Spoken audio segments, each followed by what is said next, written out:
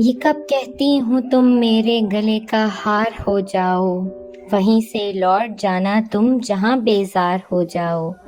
ملاقاتوں میں وقفہ اس لیے ہونا ضروری ہے کہ تم ایک دن جدائی کے لیے تیار ہو جاؤ۔ ہوائیں شائیں شائیں کرتی اس کی سماعت سے ٹکرا رہی تھیں۔ سردی اپنے عروج پر تھی۔ اس نے کیب سے نکل کر سمندر کے اس حصے کی طرف بڑھنا شروع کر دیا جہاں نسبتاً کم لوگ موجود تھے۔ گھپ اندھیرے میں کچھ کپلز دنیا و مافیا سے بے خبر ایک دوسرے میں گم تھے۔ وہ تیز تیز قدم اٹھاتی آگے بڑھ رہی تھی۔ جوں جوں وہ آگے بڑھتی، اندھیروں کے ساتھ ہواؤں کا شور اور لہروں کی شوریدہ سری بھی بڑھ رہی تھی، لیکن اس پر ہوا، اندھیرا، سردی کچھ بھی اثر انداز نہیں ہو رہی تھی۔ اس کا ذہن جذباتی بھونچال میں پھنسا ہوا تھا۔ نانی کے لفظ کوڑوں کی مانند برس رہے تھے۔ وہ چاہتا ہے تم کو، ایک بار اس کی چاہت پوری کر دو۔ وہ تمہارے ساتھ کچھ ٹائم سپینڈ کرنا چاہتا ہے، اور اس میں کوئی برائی بھی نہیں ہے۔ وہ شانے اچکا کر بہت عام سے لہجے میں گویا ہوئی تھی۔ انشرا کے چہرے پر عجیب رنگ پھیل گئے تھے کہ چاہت نہیں، ہوس ہے ماسی، ہوس کو محبت کا نام نہیں دو۔ بالی غصے سے شوق بیٹھی انشرا بھی جہاں آرا کی جانب دیکھتی ہوئی بولی، اب تم جو بھی کہو، گھر کا چولہا جلانے کے لیے تن من کو راکھ کرنا ہی پڑے گا۔ عورت و مرد ایک دوسرے کے لیے لازم و ملزوم ہے۔ اگر عورت مرد کی ضرورت پوری کرتی ہے، جواباً مرد بھی اس کی خواہشوں کا احترام کرتا ہے، اور وہ لاریب جیسے مرد ہوں تو کیا ہی خوش نصیبی کی بات ہوتی ہے۔ ہواؤں کی آوازوں میں نانو کی سرگوشیاں بھی شامل ہو گئی تھی۔ پانی اس کے گھٹنوں تک پہنچنے لگا تھا اور وہ مسلسل چلتی جا رہی تھی۔ آپ نے کہا تھا آپ اپنی گزشتہ زندگی کو بھول کر نئی زندگی کی طرف لوٹ آئی ہیں، تائب ہو گئی ہیں گناہ آلود ماضی سے۔ اب معلوم ہوا ہے مجھے گھوڑا گھاس سے دوستی کرے گا تو بھوکا مر جائے گا۔ سالوں ہو گئے عزت کی زندگی گزارتے ہوئے، اور اس عزت نے کچھ دینے کے بجائے الٹا جو جمع پونجی تھی وہ بھی ٹھکانے لگا دی۔ نہ بابا، میں باز آئی ایسی نام نہاد عزت دار زندگی سے جہاں نہ ارمان پورے ہو سکتے نہ خواہشات۔ صاف بات ہے میں سسک سسک کر زندگی گزارنے والی نہیں ہوں۔ وہ فخ ہوتے انشرا کے چہرے کو دیکھتے ہوئے بے رحمیوں حتمی لہجے میں گویا ہوئی تھی۔ سالوں سے میں تمہیں پالتی آ رہی ہوں، اب تمہارا حق ہے تم میرے لیے وہ کرو جس سے میرے اخراجات و آسائشات پورے ہو سکیں۔ میں وعدہ کرتی ہوں آپ سے نانو، جاب کروں گی، دنوں رات اتنی محنت کروں گی کہ آپ کو کسی چیز کی کمی نہیں ہونے دوں گی، لیکن آپ ایسی چیپ ڈیمانڈ نہ کریں جو میں مر کر بھی پوری نہ کروں۔ کہاں جاؤ گی؟ کیا جاب کروں گی؟ ان کی استہزائیہ مسکراہٹ گہری تھی۔ جہاں پرکشش پہ ملے گی اتنا پیسہ جو آپ کو خوش رکھ سکے۔ یہ صرف سوچنے کی تک ہی اچھا ہے، وگرنہ حقیقت اس کے بالکل برعکس ہے۔ ادھوری تعلیم کے ساتھ تم کو کون تگڑی تنخواہ والی جاب دے گا؟ اگر تعلیم مکمل بھی ہوتی تو یہاں رشوت و سفارش کے بنا نوکری ملنا محال ہے، اور یہ دونوں ہی تم کو دستیاب نہیں ہیں۔ پھر سچ یہ ہے کہ نوکری دینے والے نوکری کے عوض لوگ تم سے بھی یہی ڈیمانڈ کریں گے جو لاریب کر رہا ہے۔ میری بات مان لو انشی، آج رات چلی جاؤ لاریب کے ساتھ، اس میں ہی ہم سب کا فائدہ ہے۔ بڑی زور آور لہر آئی تھی اور اس کے ارد گرد اندھیرا پھیل گیا تھا۔ اندھیروں سے وہ روشنی میں سانس لے رہی تھی، گو کہ سانس لینے میں تکلیف ہو رہی تھی۔ بدن کا ہر حصہ زخم بنا ہوا تھا اور ہر زخم سے پر نمک کی جلن تھی۔ رات گئے جب نانو اور بالی نیند کی وادی میں گم ہوئی، وہ موت کی تلاش میں نکل کھڑی ہوئی تھی اور سمندر میں ڈوب بھی گئی تھی۔ آنکھ کھلتے ہی پہلے ذہن میں نانو کے ساتھ گزرا تکلیف دہ وقت یاد آیا تھا، اور ذہن جب مکمل طور پر غنودگی و دباؤ سے آزاد ہوا تو سب سے پہلی نظر قریب کرسی پر بیٹھی عاکفہ پر پڑی تھی۔ عاکفہ؟ وہ اٹھتے ہوئے اضطراب سے گویا ہوئی۔ لیٹی رہو پلیز۔ عاکفہ نے اٹھ کر نرمی سے اس کو لٹانا چاہا، مگر وہ اس کا ہاتھ پکڑ کر روحانسی انداز میں گویا ہوئی۔ مجھے یہاں کون لایا ہے؟ بابر اور نوفل بھائی لائے ہیں۔ تم نے ایسی حرکت کیوں کی انشی؟ کیوں اپنی زندگی کو تم نے اتنا عرضہ سمجھ لیا کہ سمندر بوٹ کرنے چلی تھی؟ کیوں کیا تم نے ایسے؟ کیا تمہاری نانو کوئی نیا گیم کھیلنا چاہتی ہیں؟ اس نے نرمی سے اس کے چہرے کو دونوں ہاتھوں میں تھام کر استفسار کیا۔ کتنی بد نصیب ہوں میں، موت بھی میرے نصیب میں نہیں، اور نوفل ہر اس جگہ کیوں پہنچ جاتا ہے جہاں میں ہوتی ہوں؟ اللہ کو تم سے بہت محبت ہے، تمہارے بچاؤ کے لیے وہ پہلے بندوبست کر دیتا ہے۔ اللہ کو مجھ سے محبت ہوتی تو مجھے تمہارے گھر پیدا کرتا، میری مما کو تمہاری مما کی طرح باحیا و باکردار بناتا۔ اللہ کو مجھ سے محبت نہیں۔ وہ لاریب کا نام لیے بنا ہی ساری بات اس کو بتا کر روتی چلی گئی۔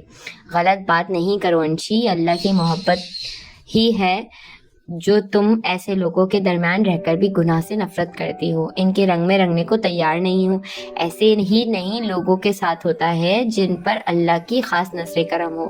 وہ رسانیہ سے اس کو سمجھا رہی تھی. کچھ دیر اس کو بہلانے میں کامیاب ہو گئی اور بتانے لگی جو بابر نے اس کو بتایا تھا کہ وہ پانی میں جیسے ہی ڈوبی ویسے ہی غوطہ خوروں کی مدد سے اس کو بچا لیا گیا تھا اور فوری طبی امداد ملنے کے باعث وہ خطرے سے باہر تھی اور بے ہوش تھی. بابر تمہاری نانو کے مزاج سے واقف ہے، اس لیے ان کو کال کرنے کے بجائے اس نے مجھے کال کر کے تمہاری صورتحال سے آگاہ کیا اور میں نے تمہیں یہاں بلوا لیا تھا. میں ہر بار اس شخص کے آگے تماشا کیوں بن جاتی ہوں جس کی پرچھائی سے بھی میں خود کو مخفی رکھنا چاہتی ہوں. اس نے تکیے پر سر رکھتے ہوئے آنکھیں موند کر گلوگیر لہجے میں کہا. پلیز نوفل بھائی بہت سویٹ ہیں، تم ان کی طرف سے دل صاف کر لو. آج وہ بھی تمہارے لیے خاصے اپسیٹ دکھائی دیے. پرومس کرو تم بابر اور نوفل کو کچھ بھی نہیں بتاؤ گی جو میں نے تم سے شیئر کیا ہے. وہ اس کی طرف دیکھ کر التجائی انداز میں گویا. پہلے تم وعدہ کرو آئندہ تم کبھی خودکشی کرنے کی صحیح نہیں کرو گی. تم سب کچھ جان کر بھی کہہ رہی ہو. کچھ توقف کے بعد وہ زخمی لہجے میں بولی. اللہ پر بھروسہ رکھو، وہی حفاظت کرنے والا ہے. بالی کو کال کر دی ہے میں نے، تم میرے پاس آئی ہو. کل میرے ساتھ ہی یونیورسٹی جاؤ گی. زید کی تیز آواز پر عروہ ششدر رہ گئی تھی. اس کے وہم و گمان میں بھی نہ تھا کہ اس وقت نہ صرف اوپر ہوگا بلکہ عین موقع پر اس کو پکڑ بھی لے گا. جبکہ زید کئی سیڑھیاں پھلانگتا ان کے درمیان آیا اور آتے ہی عروہ کے ہاتھ سے کانچ کا نوکیلا ٹکڑا لے کر ایک طرف پھینکتے ہوئے غصے سے مخاطب ہوا. تم نے کانچ کیوں مارا اس کو؟ کہتے ہوئے سودا کا لہو لہان ہاتھ تھام کر جہاں گہرے زخم سے خون بہ رہا تھا. آپ مجھ پر الزام لگا رہے ہیں؟ اس نے زور سے رونا شروع کر دیا. اٹیک اس نے مجھ پر کیا تھا اور خود ہی گھائل ہو گئی ہے. فار گاڈ سیک اب جاؤ یہاں سے، ڈرامہ مت کرو. اس نے جیب سے رومال نکال کر اس کے ہاتھ پر باندھتے ہوئے سرد لہجے میں کہا، جبکہ سدا کی ڈرپوک سودا ابھی تک عروہ کے خونخوار انداز سے خوف زدہ گمسم تھی. اپنے قریب اس کی مہکتی موجودگی بھی محسوس نہیں کر رہی تھی. ڈرامہ میں نہیں آپ کرتے ہیں عمرانہ آنٹی کے سامنے سے نفرت کرنے کا، وگرنہ اصل راز یہی ہے کہ آپ اس گھٹیا لڑکی سے محبت کرتے ہیں. وہ اس وقت سودا کے بے حد قریب پڑا تھا. اس کے چہرے پر تفکر، پریشانی، درد کیا کچھ نہ تھا. زخم اس کو لگا تھا اور گویا درد اس کو ہو رہا تھا. اس کی ہر جنبش پر محبت عیاں ہو رہی تھی. شٹ آپ! وہ دہاڑا تو سودا عروہ کے منہ سے. وہ سب سن کر گھبرا گئی تھی اور غیر ارادی طور پر اس سے ہاتھ چھڑانے کی صحیح کرنے لگی، لیکن غافل وہ بھی نہیں تھا. گرفت ہاتھ پر برقرار رکھی تھی. خون رک نہیں رہا ہے، میرے ساتھ چلو، میں بوا سے ڈریسنگ کروا لوں گی. معمولی سا زخم ہے، آپ میرا ہاتھ چھوڑ دیں زید بھائی. اس نے آہستگی سے کہا. گہرا زخم ہے، مجھے خدشہ ہے ٹانکے لگوانے پڑ جائیں گے. ابھی تم میرے ساتھ ہاسپٹل چلو، پھر دیکھتے ہیں. اس کے انداز میں تفکر کے ساتھ ساتھ مخصوص تنبیہ بھی ابھر آئی تھی. وہ اسی طرح اس کا ہاتھ تھامے ہوئے باہر نکل گیا. نفرت و اشتعال سے گھورتی عروہ کی رتی بھر بھی پرواہ نہیں کی گئی تھی. اس نے وہیں کھڑے باہر کار سٹارٹ ہونے کے بعد جانے کی آواز بھی سنی تھی. غصہ اور رنج و جنون سے اس کی بری حالت تھی. دل تو چاہ رہا تھا اس کو سب چھوڑ چھاڑ کر وہاں سے چلی جائے. اس کو کون سا مردوں کی کمی تھی جس کی طرف بھی اشارہ کرے وہ اسے شادی سے انکار نہیں کر سکتا کہ وہ حسن کی دولت کے ساتھ ظاہری دولت مند بھی تھی. ایسی لڑکیوں کے لڑکے خواب دیکھتے ہیں جو خوبصورت بھی ہوں اور مالک جائیداد بھی ہوں، مگر یہاں معاملہ دل سے زیادہ انا کا در آیا تھا. زید نے جس طرح اس کی تذلیل کی تھی، اس کے جسموں کی توہین کی تھی، اور ابھی بھی کسی طرح وہ اس کی انسلٹ کر کے گیا تھا. اس نے بھی عہد کر لیا تھا جب تک وہ اس مغرور و بے حس انسان سے ایک زیادتی کا بدلہ نہیں لے گی تب تک اس کا پیچھا نہیں چھوڑے گی. تم جیسے بھی ایٹیٹیوڈ دکھا لو مسٹر زید، میں برداشت کر لوں گی کیونکہ ابھی بال تمہارے کورٹ میں ہے، مگر ٹائم بدلتا رہتا ہے. جب بال میرے کورٹ میں آئے گی نا، پھر تم کو بتاؤں گی ایٹیٹیوڈ کس کو کہتے ہیں. میں نے بھی آج بے وقوفی کی حد ہی کر دی. یہ بھی دیکھنے کی زحمت نہیں کی کہ سب گھر والے کسی تقریب میں گئے ہیں تو زید بھی گئے ہیں یا نہیں. اب اس بے وقوفی سے سودا کے مزے آ گئے. کتنی محبت سے وہ اس بچ کو اسپتال لے کر گئے ہیں اور نہ جانے کب تک واپس آئیں گے. یہاں میں بور ہو رہی ہوں. وہ وہیں آرام دہ صوفے میں دھس کر بیٹھی ہوئی سوچ رہی تھی. بیٹا سودا بیٹی کو دیکھا ہے آپ نے؟ وہ کہاں ہے؟ کچھ دیر آنکھیں ملتی ہوئی وہاں बुआ आकर उर्वा से पूछने लगी, गई है अपने सगे के साथ मुंह काला करने के लिए। वो बड़बड़ाई, बेटा शायद आपने सुना नहीं। वो ऐनक लगाकर गोया हुई, बहरी तुम हो बड़ी बी, मैं नहीं हूँ, वो जैद के साथ बाहर गई है। सौदा बेटी जैद मियाँ के साथ बाहर गई है? इलाही खैर, वो दोनों किसी मुसीबत के वक्त ही साथ होते हैं, ना जाने क्या हुआ है। बुआ हौल कर रह गई, मगर इसकी बदकलामी के खौफ से कुछ ना पूछ सकी। वो इसको अपने एक डॉक्टर दोस्त के अस्पताल ले आया था और इसकी ही कोशिश थी कि इसके जख्म पर टाँके ना लगे, और लगे भी नहीं थे, सिर्फ बैंडेज कर दी गई थी। अब खुश होना, टाँकों से बचा लिया मैंने तुम्हें, कहीं और ले जाता तो ऐसा मुमकिन ना होता, जख्म बहुत गहरा लगा है तुम्हें। वो दोस्त से अलविदाई मुसाफा करके आ गया था, कार स्टार्ट करता हुआ गोया हुआ, थैंक्स जैद भाई, मुझे इस जख्म से इतनी तकलीफ नहीं हो रही थी जितनी इस फिक्र से हो रही थी कि टाँके लगेंगे। एक शदीद खौफ से सर से टला तो वो भी बेसाख्ता क्या उठी, जानता हूँ तुम डरपोक हो बहुत। दिलकश मुस्कुराहट के साथ चेहरे पर बिखर गई थी। ऐसा पहली बार हुआ था कि वो इससे अपनायत भरे लहजे में मुस्कुराकर बात कर रहा था। वो इसकी इनायत को जानती थी कि उर्वा की तरफ से की जाने वाली ज्यादती की तलाफी के लिए वो ये सब कर रहा है। कॉफ़ी पियोगी या जूस? जूस अभी तो पिया है, कॉफ़ी को दिल नहीं जा रहा।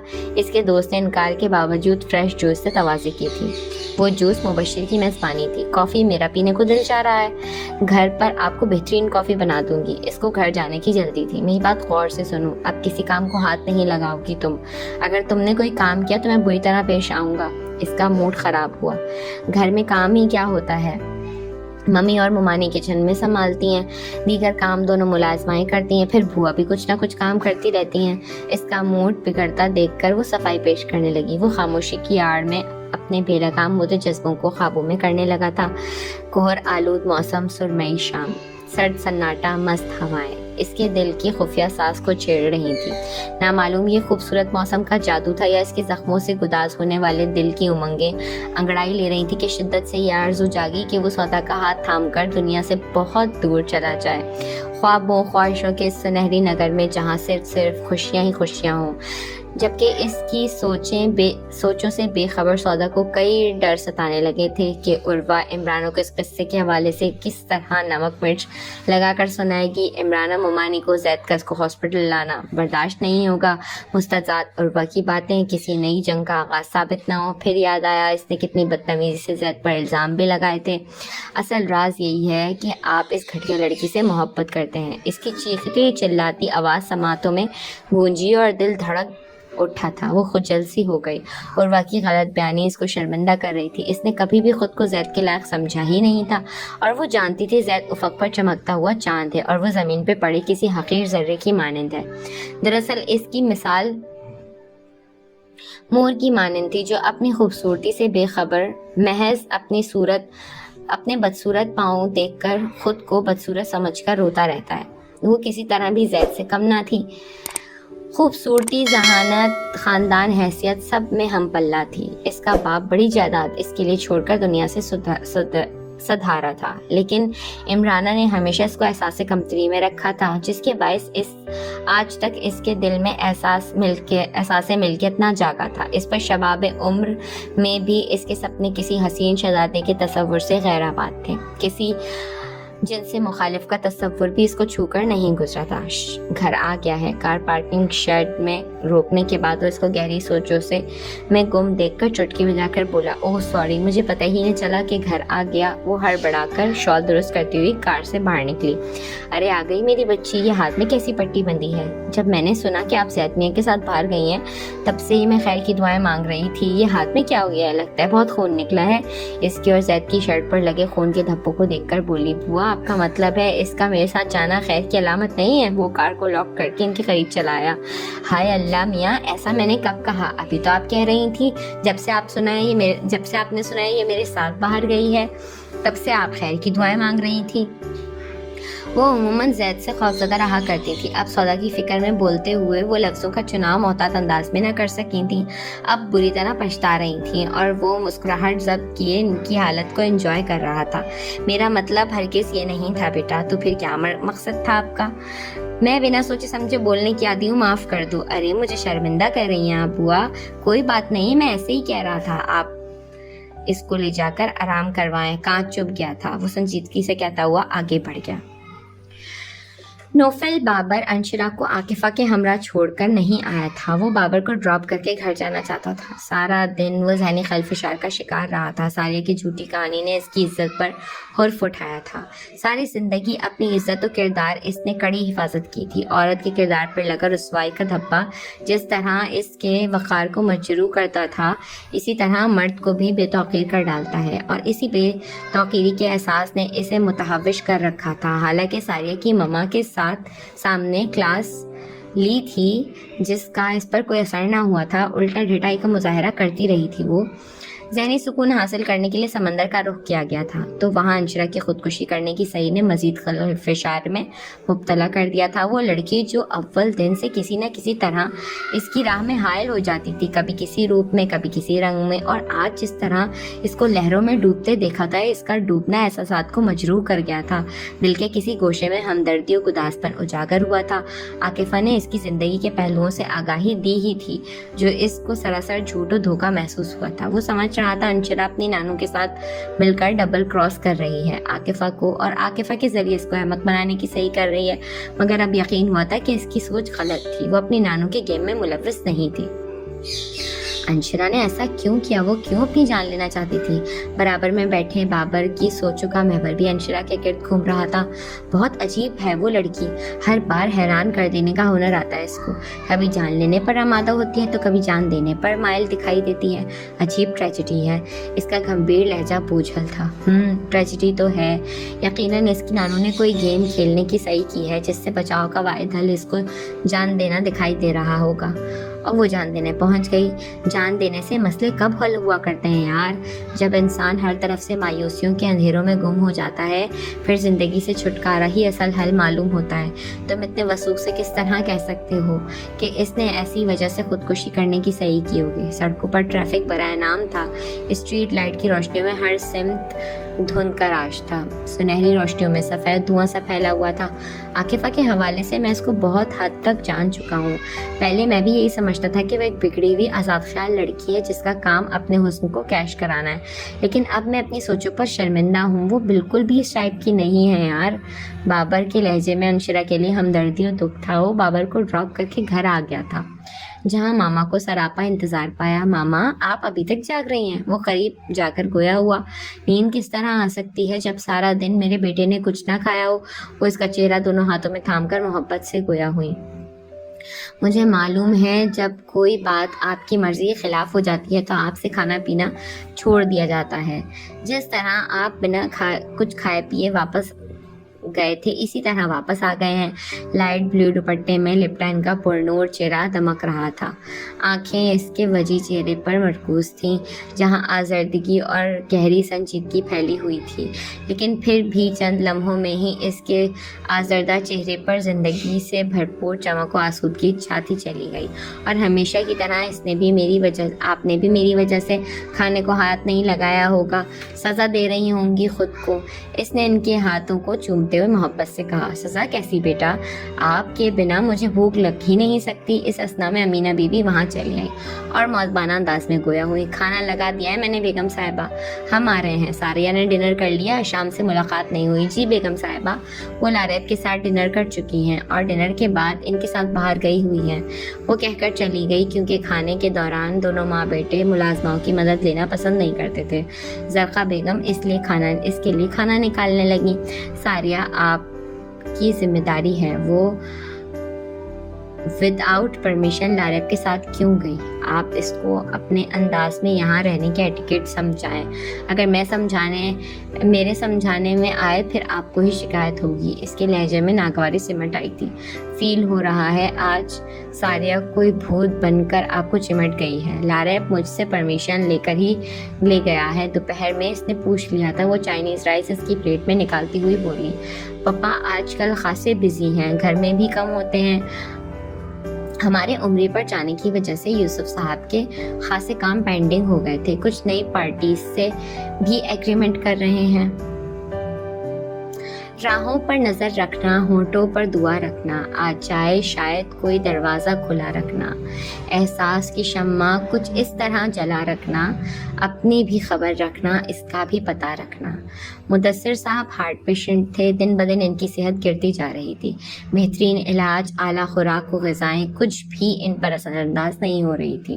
وہ محبت، اپنائیت، خلوص و وفا سے لبریز دل رکھتے تھے۔ اپنے ہوں یا غیر تعلقات کو مضبوطی مروت سے نبھانے کے عادی تھے، لیکن جب سے عمرانہ ان کی زندگی میں آئی تھیں تب سے وہ ذہنی طور پر ٹینس رہنے لگے تھے۔ جس طرح سے اس کی شکی و وہمی طبیعت نے معاملات زندگی الجھائے تھے، وہ اپنوں سے بھی دور ہوتے چلے گئے تھے، کیونکہ عمرانہ عروسہ کو برداشت کرنے کو تیار نہ تھیں۔ دونوں بچوں کی وجہ سے بھائی بھابھی بھی مجبور ہو گئے تھے عمرانہ کا ساتھ دینے پر، یوں مجبوراً وہ عروسہ کے ساتھ علیحدہ رہنے پر راضی ہو گئے تھے۔ گھر پر گاہے بگاہے چکر لگاتے رہنا ان کا معمول تھا۔ حالانکہ عمرانہ نے بہت چاہا کہ گھر اور گھر والوں سے بھی ان کا کوئی تعلق نہ رہے، مگر یہاں عمرانہ کی ایک نہ چلی تھی۔ انہوں نے گھر جانا نہیں چھوڑا تھا۔ عمرانہ نے ان کے خلاف مائدہ اور زید کو اتنا بھڑکایا تھا کہ وہ پھر کبھی ان کے قریب نہیں آئے تھے۔ اللہ نے شاذیب کی صورت میں ان کی گود بھر دی تھی۔ وہ محبت بھی اس سے بہت کرتے تھے، مگر جو محبت و پیار ان کو زید اور مائدہ سے تھی اس کی بات ہی الگ تھی۔ اب گویا برداشت و ضبط کی حد ختم ہو گئی تھی۔ وہ چاہتے تھے کہ سب کے ساتھ رہیں، باقی ماندہ زندگی کے جو ایام رہ گئے ہیں وہ گھر والوں کے ہمراہی بتائیں۔ ان کی اس خواہش کے آگے واحد رکاوٹ عمرانہ تھی۔ اپنی عزت نفس و اناکی کو پس پش ڈال کر وہ کئی بار اس سے از سر نو تعلقات استوار کرنے کی سعی کر چکے تھے، مگر عمرانہ کا کٹھور پن ختم ہی نہیں ہو پا رہا تھا۔ ان کی پرانی شرط تھی کہ یا عروسہ کو طلاق دینے کے بعد ہی وہ وہاں رہ سکتے ہیں۔ عروسہ اور شاذیب کو کسی قیمت پر وہ قبول کرنے کو تیار نہیں تھی۔ آج پھر کسی موہوم امید پر اپنی بیماری کا بتاتے ہوئے درخواست کی تھی۔ عمرانہ کا وہی جواب تھا۔ انہوں نے زیادہ اصرار کیا تو وہ دھمکی دینے لگی، اگر زبردستی کی گئی تو وہ زید اور مائدہ کو لے کر گھر چھوڑ کر چلی جائیں گی۔ اس کے بعد بات منوانے کا کوئی جواز ہی نہ تھا۔ وہ جانتے تھے بھائی اور بھابھی نے ان کے بچوں کو اپنے بچے سمجھ کر پرورش کی ہے، وہ ان کے بنا نہیں رہ پائیں گے، اور عمرانہ ان کی کمزوری سے پورا فائدہ اٹھائے گی۔ وہ بڑے شکستہ انداز میں بیڈ پر دراز سے جب عروسہ آئیں۔ سوپ لے آؤں آپ کے لیے؟ نہیں، طبیعت نہیں چاہ رہی، آپ نے لنچ بھی نہیں کیا، آپ سوپ کو بھی منع کر رہے ہیں، اس طرح تو کمزوری بڑھ جائے گی، وہ کہتے ہوئے ان کے قریب ہی بیٹھ گئی۔ بھوک نہیں ہے یار عروسہ، کس طرح کھاؤں؟ اب ہر شے سے دل اچاٹ ہو گیا ہے، عجیب سی بیزاری طاری ہو گئی ہے، کچھ بھی دل کو نہیں بھاتا۔ بکھرتے ہوئے حوصلے اور ٹوٹے ہوئے جذبوں کی سسکیاں ان کی یاسیت بھرے لہجے سے آیاں تھیں۔ پروقار چہرے پر رنج و ملال کا دریا سا بہہ رہا تھا۔ حقیقت یہی ہے مدثر، میں جب سے آپ کی زندگی میں آئی ہوں اسی دن سے خوشیاں اور سکھ آپ کی زندگی سے جدا ہو گئے۔ میری زندگی نے آپ کو اپنوں سے دور کر دیا ہے۔ بہت بد نصیب ہوں میں نے خود اپنوں کے قربت دیکھی اور آپ کو بھی سب سے دور کر دیا۔ عروسہ ایک عرصے سے ان کی بے سکونی اور اضطراب کو محسوس کر رہی تھی، اور اب ان کی حالت اس پنچھی کی مانند ہو گئی تھی جو اپنے گھونسلے سے بچھڑ کر پھڑپھڑاتا رہتا ہے۔ یہی حالت ان کی تھی۔ وہ خود کو ان کے حالات کا ذمہ دار سمجھتی تھی۔ اب بھی وہ آبدیدہ ہو گئی تھی۔ ایسا مت کہو، محبت سے لبریز لہجے میں کہتے ہوئے وہ اٹھ بیٹھے۔ کاش میری زندگی میں عمرانہ سے پہلے تم آ گئی ہوتی تو آج زندگی کا حسن ہی الگ ہوتا، لوگ رشک کر رہے ہوتے ہم پر۔ آپ کے خوبصورت دل کی باتیں ہیں مدثر جو آپ ایسا سوچتے ہیں، وگرنہ میں کہاں اور عمرانہ سے کیا مقابلہ میرا؟ وہ چاند کی طرح حسین اور میں اس چاند میں لگے داغ کی مانند ہوں۔ سیاہ و بدصورت آپ کے اور عمرانہ کی جوڑی سچ مچ بے مثال ہے۔ میں برے وقت کی طرح آپ کی زندگی میں داخل ہو کر واپسی کا رستہ ہی بھول گئی ہوں۔ خوبصورت ہونا خوبصورتی سے بڑھ کر ہوتا ہے۔ اگر دل بدصورت ہو تو چہرہ خوبصورت ہونے سے کچھ نہیں ہوتا۔ میری نگاہ میں تم دنیا کی سب سے حسین و جمیل عورت ہو۔ میرے گھر کو جنت بنا دیا ہے تم نے، میرے بیٹے کی بہترین تربیت کی اور ہر دم میرے اشارے پر چلنے کے منتظر رہتی ہو، کبھی کوئی شکایت کا موقع نہیں دیا۔ ان کے لہجے کی سچائی و وفا پرستی نے ان کے سامنے چہرے پر اعتماد اور سکون کے رنگ بکھیر دیے تھے۔ یہ میری سب سے بڑی خوش نصیبی ہے کہ آپ جیسا جیون ساتھی ملا مجھے۔ میں خود عمرانہ سے بات کروں گی، مناؤں گی ان کو کہ وہ اسے چھوڑ دیں، وہ عمر گزر گئی ہے۔ جب حسد و جلن رشتوں میں دراڑیں پیدا کرتی ہے. یہ ہمارے بچوں کا دور شروع ہو گیا ہے. بچوں کی خاطر ہمیں قریب آنا ہوگا. عمرانہ سے سامنا کرنے کی غلطی بھول کر بھی نہ کرنا. وارن کر رہا ہوں، وہ ہر دھرم عورت خود سر عورت ہے جو کسی کی عزت کرنا اپنی توہین سمجھتی ہے. وہ تنبیہ کرتے ہوئے گویا ہوئے. دوسرے دن وہ یونیورسٹی نہیں گئی تھی. عاکفہ نے بھی اس کی خاطر چھٹی کر لی تھی. انشلا کے منع کرنے پر اس نے اپنی ممی سے اس کی خودکشی والی بات نہیں کہی تھی، اور اس کی ممی حور بانو نے بھی کوئی خاص نوٹس نہیں لیا تھا کہ وہ کبھی کبھار ان کے گھر رک جایا کرتی تھی، اور حور بانو اور عاکفہ کے اصرار پر اس سے ناشتہ اور ناشتے کے بعد جانے کے لیے تیار ہو گئی تھی. شام تک چلی جانا بیٹی، جامع کی تو چھٹی ہو گئی ہے. شکریہ آنٹی، مجھے اب جانا ہوگا. رات سے یہاں ہوں. گھر پر بالی میرا ویٹ کر رہی ہے. میری خیر موجودگی میں وہ خود کو بہت تنہا فیل کرتی ہے. وہ عاکفہ کی دی ہوئی شال اوڑھتے ہوئے بولی، کبھی لے کر آؤ نا، اسے بھی یہاں بہت ذکر سنا ہے بالی کا. شیور آنٹی، بہت جلد ساتھ لے کر آؤں گی آپ سے ملوانے. وہ بھی آپ سے ملنا چاہتی ہے. اکثر میں آپ کی باتیں کرتی ہوں نا اس سے. ان سے ہاتھ ملاتی ہوئی گویا ہوئی، ممی میں انشلا کو ڈراپ کر کے آتی ہوں. ارے میں شوفر کے ساتھ جا رہی ہوں، تم آنٹی کے ساتھ کچن میں ہیلپ کرواؤ. کیوں ٹائم ویسٹ کرنا چاہتی ہو میرے ساتھ جا کر؟ میں تم پر اعتبار نہیں کر سکتی. میں تمہیں گھر چھوڑ کر ہی سکون سے واپس آؤں گی، عاکفہ نے ذومعنی لہجے میں کہا، اور وہ اس کے ساتھ ہی گھر آ گئی تھی. اور بے قرار و پیشان حال بالی اس کو اس رات والی حرکت سے آگاہ کیا اور اس کا مکمل خیال رکھنے کی تلقین کر کے چلی گئی. حقیقت جان کر بالی کے علاوہ جہاں کے بھی حواس معطل ہو کر رہ گئے تھے. رات کو بے خبر سو رہی تھی اور نامعلوم کس پہر گھر سے نکل کر کھڑے ہوئی تھی. بالی سکتے کی صورت میں بیٹھی تھی. یہ تم نے کیا حرکت کر لی انشی؟ ہمارے اعتماد کو اس طرح پاؤں تلے کچلا ہے. جہاں آرا کے حواس ٹھکانے لگے تو وہ کرا کر گویا. اعتماد؟ کس اعتماد کی بات کرتی ہیں آپ؟ پلیز آپ مجھ سے بات ہی نہ کریں تو مہربانی ہوگی. وہ ان سے بازو چھڑا کر باجانہ انداز میں گویا ہوئی. میں نہیں بات کروں تجھ سے؟ شیخو، یہی صلہ دیا ہے تجھے پالنے کا، تیری عزت کی حفاظت کرنے کا، تیرے لاڈ اٹھانے کا. یہ سب آپ نے اپنے فائدے کے لیے کیا. راتوں رات دولت مند بننے کے لالچ میں عزت کی حفاظت اس لیے کی تاکہ وقت آنے پر منہ مانگے دام سے فروخت کر سکو. وہ شعلہ بنی ہوئی تھی. تجھے فروخت نہ کروں گی تو کیا کروں گی؟ تیرے باپ نے تجھے ناجائز اولاد کہہ کر ٹھکرا دیا تھا. ایک عرصے سے تیری ماں کے ساتھ گلچھڑے اڑا کر جب تیری پیدائش ہوئی تو یہ کہہ کر مکر گیا کہ تو اس کا خون نہیں. وہ تیرے ساتھ ساتھ ہم سب کو قتل کرنے کا حکم دے گیا تھا. وہ غصے میں بول رہی تھی. وہ گردن ہلا کر گویا ہوئی. آج پھر ایک نیو سٹوری. سمجھ نہیں آتا ایک زبان سے کتنی باتیں بولتی ہیں آپ. جھوٹ و فریب کی بھی کوئی لمٹ ہوتی ہے، لیکن آپ کے ہاں ایسا کچھ نہیں ہے. جھوٹ کی کھیتی سدا بہار رہتی ہے. ماسی اللہ کے واسطے اب بھی چپ ہو جاؤ. دیکھ رہی ہو وہ موت کے منہ سے نکل کر آئی ہے. بجائے پیار کرنے سمجھانے کے اس کو زج کر رہی ہو. صاف بتا دو لاریب کو تم نے رات ہی منع کر دیا تھا. ان کی بحث و تکرار بڑھتے دیکھ کر بالی کو بولنا پڑا. تم بھی کس کی باتوں میں آ رہی ہو بالی؟ نانو منع کریں گے اور وہ مان جائے گا؟ ناممکن. وہ بے حد کمینہ انسان ہے. ادھر میرے ساتھ چلو تم. وہ اس کا ہاتھ پکڑ کر اس کے کمرے میں کی طرف لے آئی تھی جو ہمیشہ لاکڈ رہتا تھا. وہ ان کی موجودگی میں کبھی اس کمرے میں نہیں آئی تھی، اور وہ اس کمرے میں لے آئی تھی جس کا کارپیٹ وہ پردے لائٹ اور ڈارک گلابی رنگ کے تھے. 3 آہنی لاکرز کے علاوہ وہاں اور کوئی سامان نہ تھا. جہاں آرا نے ایک خفیہ خانے سے چابیوں کا گچھا نکالا اور ایک کے بعد ایک لاکر کھول کر پرانے اخبارات اور رسالوں کا ڈھیر نکال کر کارپیٹ پر رکھتی چلی گئیں. بالی نے اسے اور اس نے بالی کو استفہامی نظروں سے دیکھا. یہ ردی کاغذ آپ نے کیوں اتنے سیو کر رکھے ہیں؟ میں سمجھتی تھی اس روم میں کوئی خزانہ دفن ہے جو تم اس طرف آنے ہی نہیں دیتی ہو. ماسی قسم سے کتنی مرتبہ ہم دونوں نے یہاں آ کے لاک کی چابی تلاش کی تھی اور ہر بار ہی ناکام و نامراد رہے تھے. میرے لیے یہ کسی خزانے سے کم بھی نہیں ہے. وہ مسکرا کر بولی اور بیٹھ کر سانس درست کرنے لگی. پھر کچھ توقف کے بعد منہ بنائے بیٹھی انشلا کی طرف دیکھتے ہوئے پراسرار لہجے میں بولی، تمہیں آج سے قبل جو کچھ بتایا میں نے وہ سچ میں جھوٹ و فریب ہی تھا، کیونکہ میں وقت آنے کا انتظار کر رہی تھی اور آج وہ لمحے آ گئے ہیں جس کا مجھے انتظار تھا.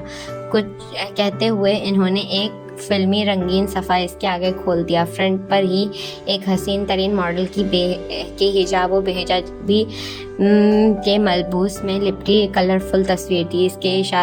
ان کے اشارے پر اس نے نگاہ ڈالی اور دوسرے ہی لمحے اس کی انگلیاں کانوں کو جا لگی تھیں۔ سودا کے ہاتھ کا زخم ایک ہفتے بعد ٹھیک ہو گیا تھا۔ حسب عادت اس نے عروہ کے بارے میں کسی کو کچھ نہیں بتایا تھا۔ سب سے یہی کہا تھا کہ صفائی کے دوران کانچ ٹوٹ کر لگ گیا تھا۔ عروہ کو بھی اپنی غلطی کا احساس تھا اور خیال تھا کہ زید ضرور عمرانہ کے سامنے اس سے باز پرس کرے گا، لیکن ایسا نہیں ہوا تھا۔ اس نے اس موضوع پہ کوئی بات ہی نہیں کی تھی۔ پھر اس نے بھی سکون کا سانس لیا اور عمرانہ کو کچھ نہیں بتایا تھا کہ کہیں وہ اس کھلی بے وقوفی پر خفگی کا اظہار نہ کریں۔ وہ عمرانہ کے ساتھ جم جا رہی تھی جب اس نے ایک خوبرو نوجوان کو کار سے اتر کر اندر جاتے دیکھا تھا۔ عمرانہ نے اس کو دیکھ کر رستہ بدل دیا۔ آنٹی وہ کون تھا؟ مدثر کا بیٹا ہے وہ۔ ان کا لہجہ زہر میں بھجا ہوا تھا۔ او، زید سے خاصی مشابہت ہے اس کی۔ ہاں، حیرت ہے انگیز طور پر وہ زید کی کاپی لگتا ہے۔ حیرت ہے وہ آپ کی موجودگی میں آتا ہے۔ زید کی وجہ سے پرمیشن دی ہے میں نے، وگرنہ اس کی اتنی جرت نہیں تھی کہ وہ یہاں قدم بھی رکھ پاتا۔ وہ نخوت سے کہتی ہوئی کار کی طرف بڑھ گئی جہاں ڈرائیور دروازہ وا کیے کھڑا تھا، اور وہ نے غیر ارادی طور پر مڑ کر دیکھا، وہاں کوئی نہیں تھا۔ وہ اندر جا چکا تھا۔ ارے شاہزیب بیٹا، آپ بہت دن بعد اپنا یہ چاند سا مکھڑا دکھانے آ رہے ہیں۔ کہاں رہے اتنے دن؟ کچھ اتا پتہ نہیں رہا۔ اس نے قریب آ کر سلام کیا تو صوفیہ نے پیشانی چوم کر پوچھا، پھپھو جان لمبی داستان ہے، کہاں تک سنیں گی، کہاں تک سناؤں؟ بیٹا تمہاری پھپھو گھبرانے والی نہیں، بہت محبت کرتی ہوں اپنے بچے سے، تم کہتے جاؤ میں سنتی جاؤں گی۔ وہ صوفے پہ بیٹھتی ہوئی خوش مزاجی سے گویا ہوں، یہ کیسی محبت ہے جو میرے نہ آنے پر ایک کال بھی نہیں کرتی۔ وہ بظاہر مسکرا کر بولا تھا، مگر اس کی چمکدار آنکھوں میں بولتی محرومی کا شکوہ تھا جس نے نگاہیں چرانے پر ان کو مجبور کر دیا تھا۔ بائی دا وے، میں نے ایسی بات کہہ دی تھی، آپ تو سیریس ہی ہو گئی۔ سوری، مجھے ایسا نہیں کہنا چاہیے تھا۔ سوری کی بات نہیں ہے بیٹا، جس کمی و احساس کی لپیٹ میں تم اب آ رہے ہو، مدت سے یہ احساس ہم سب کو مضطرب رکھتا ہے۔ ہم چاہتے ہوئے بھی عروسہ بھابھی اور تم سے رابطہ نہیں کر سکتے تھے۔ بعض اوقات کچھ مصلحتیں دیوار بن جاتی ہیں۔ یہ وہ دیوار ہوتی ہے جس پر پورے گھر کا دار و مدار اور اس کی بقا ہوا کرتی ہے۔ اگر یہاں کوئی روزن نکالنے کی صحیح کی جائے تو گھر زمین بوس ہونے کا اندیشہ پیدا ہوتا ہے۔ اگر گھر گر جائیں تو پھر کہاں جڑ پاتے ہیں۔ صوفیہ نے نرم لہجے میں سچائی بیان کی۔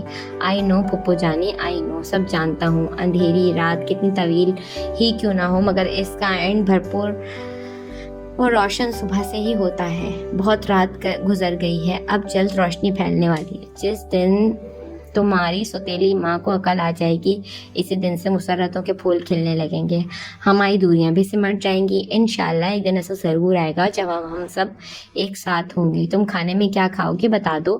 ویسے تو بھائی جان کی فرمائش پر نہاری اور پائے پکائے ہیں، موسم سرما کی خاص ڈشز ہیں ان کی۔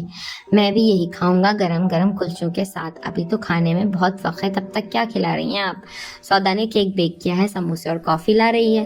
کباب بھی فریزر میں رہیں، وہ فرائی کروا دیتی ہوں، اور ہاں نگیٹس بھی ہیں۔ یہ تو ہے ہی صدیوں کا ندیدہ ممی، اس کے آگے آپ جتنا رکھیں گی سب چٹ کر جائے گا۔ نامعلوم کون سی بھوکی روح قید ہے اس کے پیٹ میں۔ وہ صوفیہ کے ساتھ کچن میں ہی چلا آیا تھا اور شامی کبابوں کے علاوہ نگیٹس اور آلو کے چپس بھی فرائی کروا رہی تھی۔ سودا سب چیزوں کو ٹیبل پر لگاتی ہوئی بڑبڑائی، ارے مینڈی کو زکام ہوا جو ٹٹر کرنے لگی ہے میرے سامنے۔ تم کون سا بادشاہ ہو جس کے آگے ٹٹر نہیں کی جا سکتی؟ وہ کہہ کر پلٹی ہی تھی، مان وہاں زید آتے دیکھ کر خاموش ہو گئی۔ بھائی ہاؤ آر یو؟ بہت کمزور لگ رہے ہیں آپ، طبیعت ٹھیک ہے آپ کی؟ اس پر نظر پڑتے ہی اٹھ کر بغیر گیر ہو کر استفسار کرنے لگا، میں تو بالکل ٹھیک ہوں، تمہیں ایسا لگ رہا ہوگا۔ وہ اس کا انداز سرسری تھا۔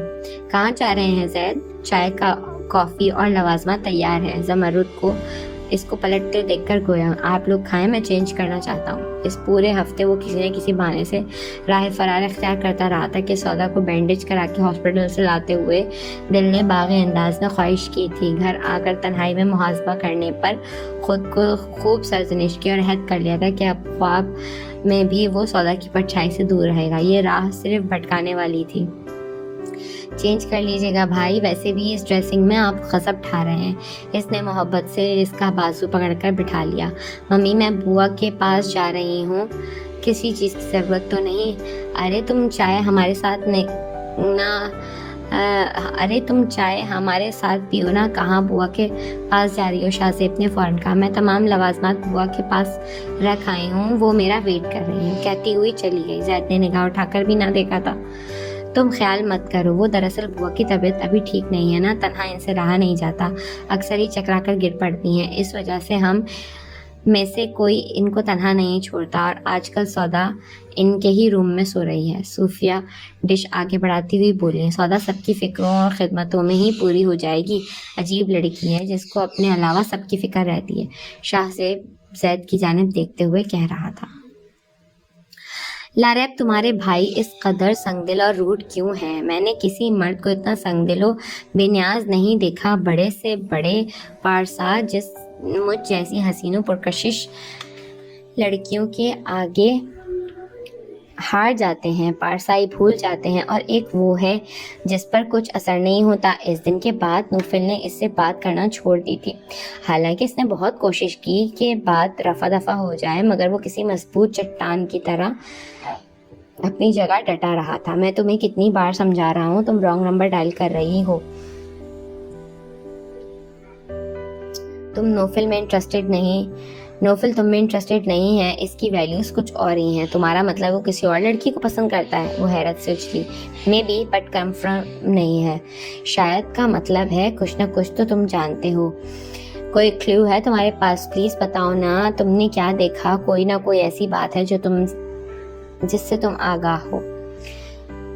وہ اس کی طرف دیکھتی ہوئی گویا ہوئی. ساریہ, میں نے نوفل میں کردار کی کوئی کمزوری نہیں دیکھی, بلکہ کئی اعلیٰ و بڑے گھرانے کی شاندار گرلز کو اس کی طرف بڑھتے اور جواباً نوفل کو ان کی انسلٹ کرتے دھتکارتے بھی دیکھا ہے. مگر میں نے کچھ عرصے قبل اس کی شرٹ پر کئی جگہ لپسٹک کے نشانات دیکھے تھے. کیا تم سچ کہہ رہے ہو؟ وہ ایسی کراہ کر گویا ہوئی جیسے کوئی خنجر دل میں پیوست ہو گیا ہو. تم نے پی رکھی ہوگی لاریب, تمہاری نظروں کو دھوکا ہوا ہوگا. کوئی لڑکی کس طرح نوفل کے اتنے قریب آ سکتی ہے کہ وہ دونوں ہاتھوں میں چہرہ چھپا کر سسکنے لگی. ہاں, شاید میں نے پی رکھی ہوگی. تم ٹھیک کہہ رہی ہو, میں نے پی رکھی ہوگی, اور ایسے میں ہوش میں کہاں رہتا ہوں. اس کی ہسیانی حالت دیکھ کر وہ گھبرا گیا تھا. نہیں, تم ٹھیک کہہ رہے ہو. اگر تم نے پی رکھی ہوتی اور تم ہوش میں نہیں ہوتے تو تمہیں کس طرح معلوم ہوتا کہ وہ لپسٹک کے نشانات ہیں؟ تم نے ہوش میں دیکھا ہے وہ سب. وہ حسد کے بھڑکتے انگاروں پر لوٹ رہی تھی. ایک لمحہ, ایک پل چین نہیں تھا. اس کی باتوں کا اقرار کرتی, کبھی انکار کرتی. ساریہ کی جنونی حالت اس کو ٹینس کرنے لگی تھی. میں کنفرمیشن نہیں دے سکتا, اور تم کو بھی اس طرح حوصلہ نہیں ہارنا چاہیے. اگر کوئی ملازم آیا اس طرح تمہیں میرے روم میں اس طرح روتے دیکھ لیا تو میں پھنس جاؤں گا. وہ اچانک بدل جانے والی صورتحال سے پریشان ہو گیا تھا. وہ لڑکی کون ہے, کہاں رہتی ہے؟ اس کی فکر سے بے خبر وہ اپنی کہہ رہی تھی. لاریب بڑا برا پھنسا تھا. میں کس طرح بتا سکتا ہوں وہ کون ہے, کہاں رہتی ہے؟ لپسٹک کے نشان تم نے دیکھے ہیں, تم کو معلوم ہوگا ضرور. پلیز خود کو سنبھالو یار. یہ وہ سیکرٹ ہے جو اس نے خود سے بھی چھپا رکھا ہوگا. ابھی تم سے صبر سے کام لینا ہوگا. وہ کہتے ہیں نا, عشق و مشق چھپائے نہیں چھپتے. اگر ایسا کچھ ہے تو زیادہ دن نہیں چھپ سکتا. وہ تحمل سے سمجھانے لگا. لیکن میں کس طرح برداشت کروں گی کسی دوسری لڑکی کو نوفل کے ساتھ؟ میں نے نوفل کو ہمیشہ اپنے ساتھ ہی دیکھا ہے. ابھی بھی اسی طرح دیکھتی رہو نوفل کو خوابوں میں اپنے ساتھ. مت دل کو روک لگاؤ. ہو سکتا ہے ریلی اس کی زندگی میں کوئی لڑکی نہ ہو. جو میں نے دیکھا وہ میری نظروں کا دھوکہ ہی ہوگا. اس سے جان چھڑانا مشکل لگ رہا تھا. اگر وہ کسی لڑکی کو پسند کرتا تو اس کو کیا ڈر ہوتا سیکرٹ رکھنے کا؟ یہاں تو سب اس کی مانتے ہیں, کون روکنے والا ہے اس کو؟ وہ خود مختار ہے. ایسے لوگ پیار بھی ڈنکے کی چوٹ پر کرتے ہیں. میں بھی بلا وجہ تمہاری باتوں میں آ کر پاگل ہو رہی ہوں. وہ سرد ہوتی آگ کی مانند شانت ہونے لگی تھی. جہاں آرا کے لبوں پر زہریلی مسکراہٹ تھی, کارپٹ پر رنگین تصاویر کی بھرمار تھی جس میں ایک چہرہ نمایاں تھا پر اعتماد انداز کے ساتھ. آ رہی ہے کوئی بات عقل میں پہچان رہی ہو نا اس چہرے کو؟ وہ لفظ جما کر گویا ہوئی. نانو, یہ روشن آنٹی کی پکس ہے. اس کا چہرہ دھواں تھا. بالی بھی حیرت سے ان تصویروں کو دیکھ رہی تھی, اور کبھی انشرا کے چہرے کو جہاں ایک رنگ آ رہا تھا ایک جا رہا تھا. لیکن یہاں نویرا نام کیوں لکھا ہے؟ اس کی نگاہیں اخبار کی سرخی پر تھیں جہاں نمایاں لفظوں میں لکھا ہوا تھا, ملک کی مشہور ماڈل اور ایکٹریس نویرا خان. اس کا نام نویرا ہے تو نویرا ہی لکھا جائے گا نا. آپ نے بتایا نہیں, نویرا میری ماں کا نام تھا. پھر ہاں یہ تمہاری ماں کی تصویریں ہیں، آج کی روشن کل کی نویرہ خان ہی تھی، یہی تمہاری سگی ماں ہے۔ سگی ماں، اس کے وجود میں آندھیاں سی جلنے لگی تھیں۔ کئی برس قبل فوت ہوئی ماں زندہ ہو گئی تھی۔ عجیب حقیقت کا انکشاف ہو رہا تھا۔ نانو آپ کیوں مجھے ٹیز کر رہی ہیں؟ صاف صاف کیوں نہیں بتاتی یہ سب کیا ہے؟ پاگل ہو جاؤں گی میں، پل پل مارنے سے بہتر ہے آپ ایک بار مار دیں مجھے، ویسے بھی زندگی سے کوئی دلچسپی نہیں رہی ہے اب مجھے۔ وہ سر پر ہاتھ رکھ کر تکلیف دہ لہجے میں بولی، انشی پلیز سنبھالو خود کو، ماسی ہر بات سچ معلوم ہوتی ہے۔ بالی نے اس کے بکھرے وجود کو اپنی شفقت بھری آغوش میں لپیٹ لیا۔ یہ کس طرح ممکن ہے بالی؟ ایک ماں زندہ ہوتے کس دل سے بیٹی کے سامنے خالہ کا رول پلے کر سکتی ہے؟ نانو اور آنٹی نے کتنی سفاکی سے میری زندگی کو تماشا بنا دیا ہے۔ ساری زندگی اتنے جھوٹ بولے ہیں کہ سچ پر ابھی بھی جھوٹ کا گمان ہونے لگا ہے۔ وہ وہاں سے اٹھ کر اپنے روم میں چلی آئی جہاں آرا نے بالی کو اس کے پیچھے جانے سے روک دیا۔ کچھ دیر تنہا رہنے دو، دل کا بوجھ ہلکا ہو جائے گا تو خود ہی ٹھیک ہو جائے گی۔ حقیقت اس سے چھپانے کی کیا ضرورت تھی ماسی؟ جب تک انسان اپنی پہچان سے ناواقف رہتا ہے تو سکون سے رہتا ہے، اور جب ادھوری پہچان حاصل ہو تو پھر وہ زخمی پرندے کے مانند پڑپڑاتا ہے۔ یہی حالت انشرا کی ہے اب، بس یہ آخری پڑپڑاہٹ ہے انشی کی۔ اب وہ سکون سے رہے گی، بلکہ اب ان کو مزہ چکھائے گی جس نے باپ ہوتے ہوئے بھی اس کو قبول نہیں کیا۔ بہت عیاش و بے رحم ثابت ہوا تھا۔ اب بھی اس کا نام چھپاؤ گی؟ نہیں، اب تو نام بتانے کا وقت آیا ہے، لیکن ابھی نہیں بتاؤں گی۔ پہلے روشن کو بتاؤں گی کہ میں نے انشی کو اس اہم راز سے آگاہ کر دیا ہے۔ اب فضول ہے خود کو پردے میں رکھنا۔ وہ بالی کو میگزین و اخبارات سمیٹنے کا اشارہ کر کے روشن کو فون کرنے لگی تھی۔ قسمت اچھی تھی کہ کال فوراً ہی مل گئی تھی، جہاں آرا اس کے سر پر بم پھوڑ چکی تھی اور دوسری طرف گہرا سناٹا چھا گیا تھا۔ آنٹی مجھے لگ رہا ہے آپ کا مجھے بہو بنانے کا خواب صرف خواب ہی رہے گا۔ زید وہ پتھر ہے جس سے سر ٹکرا کر میرا سر کئی ٹکڑوں میں بٹ جائے گا، مگر میں مر جاؤں گی مگر اس کو کوئی اثر ہونے والا نہیں ہے۔ زید کی بڑھتی بے حسی و بے نیازی سے تنگ آ کر وہ کہہ اٹھی تھی، کیسی باتیں کرتی ہو ڈیئر؟ محبت کرنے والے اتنی جلدی ہار نہیں مانا کرتے، عشق کے امتحان بہت سخت ہوا کرتے ہیں۔ عمرانہ اس کے گال چومتے ہوئے مسکرائیں۔ امتحان کے لیے عشق ہونا بھی تو ضروری ہے، یہاں امتحان ہی امتحان نظر آ رہے ہیں۔ عشق کے آثار تو دور دور تک نہیں ہیں، آثار ہی نہیں میری جان، عشق بھی مل جائے گا۔ کب آنٹی؟ مجھے زید اسی زندگی میں چاہیے۔ ہاں تمہیں زید اسی زندگی میں ملے گا۔ میں لاکھ گناہگار صحیح مگر زندگی ایک بار ملنے پر ایمان رکھتی ہوں، ہندوؤں کی طرح 7 جنموں پر اعتماد نہیں کرتی۔ وہ مسکرائیں۔ مجھے نہیں لگتا آپ اس کی خواہش مانیں گی۔ میں یہ سوچ کر یہاں آئی تھی کہ قریب رہنے سے ہمارے درمیان انڈرسٹینڈنگ ڈیولپ ہوگی۔ ہم قریب آئیں گے مگر ہمت نہیں ہارتے، ایسا ہی ہوگا سب کچھ۔ دراصل زید جیسے مرد اتنی آسانی سے کسی کو اپنے دل میں نہیں آنے دیتے، اور جب آنے دیتے ہیں تو ان کے جیسا کوئی محبت کرنے والا نہیں ہوتا۔ بڑی جنونی محبت ہوتی ہے ایسے مردوں کی، دیکھنا ایک دن رشک کرو گے خود پر۔ عمرانہ محبت سے اس کو سبز باغ دکھانے لگی، لیکن دل ہی دل میں وہ زید سے خفا بھی ہوئی تھی کہ وہ اس کی سرد مہری و بے پرواہی خود بھی محسوس کرنے لگی تھیں، اور یہی شکایت رات کو موقع ملتے ہی وہ زید سے بھی کر بیٹھی تھی۔ ماما اس قدر خیال رکھتا ہوں اس کا، اور آپ ہی بتائیے کیا کروں؟ اس کے مودبانہ انداز میں بیزاری کی جھلک محسوس ہو رہی تھی۔ آئی نو میں جو کہتی ہوں وہ آپ کرتے ہو، مگر زبردستی کیے جانے والے کام میں اور دلچسپی سے کیے جانے والے کام میں دن اور رات جیسا فرق ہوتا ہے، اور وہ آپ کی بیڈ بیہیویئر کو شدت سے فیل کر رہی ہے، بہت ہرٹ ہو رہی ہے وہ۔ یہ میرا ہیڈک نہیں ہے ماما، میں اس کا نوکر نہیں ہوں، کوئی سرونٹ نہیں ہوں، اور نہ ہی وہ میری ذمہ داری ہے۔ اس سے کہیں وہ مجھ سے اس قسم کی ایکسپیکٹیشنز نہ رکھے تو ہی بہتر ہے۔ اگر ایکسپیکٹیشن نہیں رکھے گی تو تکلیف زیادہ کم ہوگی۔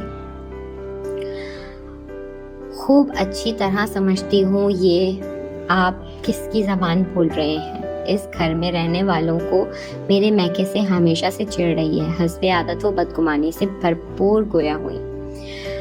ماما گھر والوں کو میں نے ہمیشہ سب کی عزت کرتے دیکھا ہے، نہ معلوم آپ سب سے کیوں اس طرح خفا و متنفر رہتی ہیں۔ آپ سے سب ہی لوگ پیار کرتے ہیں، جو آپ محسوس ہی نہیں کرتی. وہ پیار نہیں دکھاوا ہے جو آپ سمجھ ہی نہیں سکتے. اینی ویز دفع کرو اس ٹاپک کو. کل عروہ کو ڈنر پر لے جاؤ اور میں کوئی ایکسکیوز نہیں سنوں گی. وہ حکمیہ لہجے میں گویا ہوئی. نویرا عرف روشن آرا نے رو رو کر اس سے معافی مانگی تھی. وہ ماں ہو کر بھی اسے ممتا اور شفقت نہ دے سکی تھی. اور ستم ظریفی یہ تھی کہ اب وہ بھی ان کو ماں کہنے کا حق نہیں رکھتی تھی. ماں نہیں کہہ سکتی تھی. پرویز مجھ سے بہت محبت کرتے ہیں. ان کو جب معلوم ہوگا میری ناجائز بیٹی ہے، خود سوچو وہ پل بھر میں مجھے اپنی زندگی سے نکال دیں گے. میں تباہ ہو جاؤں گی. سسکنے لگی. بڑی مشکل سے گناہ آلود زندگی سے نجات حاصل کی ہے انشی. میں اس درد کو اب مر کر ہی چھوڑنا چاہتی ہوں. پلیز جو رشتہ دفن ہو چکا ہے اس کو دفن ہی رہنے دو. میں تمہاری ماں نہیں بن سکتی. سمجھنے کی صحیح کرو. میرا نہیں تو کونین کا خیال کرو. کس طرح سوسائٹی میں سروائیو کرے گا. ماں کے دامن پر دھبا وہ کس طرح آبزرو کرے گا. کل تک وہ مردہ تھی تو احساسات بھی زندہ نہ تھے. اب جب کہ نوید ملی تھی ماں کے زندہ ہونے کی تو جذبات بھی انگڑائی لے کر جاگ اٹھے تھے. دل ہمک اٹھا تھا ماں کو ماں کہنے کے لیے، اس کی ممتا پانے کے لیے. مگر مردہ رشتہ کبھی زندہ نہیں ہوا کرتا. روشن نے صاف کہہ دیا تھا کہ وہ اس کی خالہ ہی رہے گی. ماں کہلوانے کا حق نہیں دے سکتی.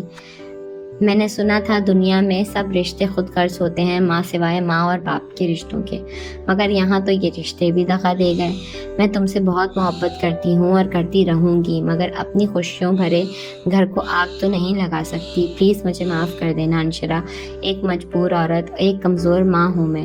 تم مجھے ماں کہنے پر اصرار مت کرو. وہ ہاتھ جوڑے التجا کر رہی تھی اور وہ شاکڈ رہ گئی تھی.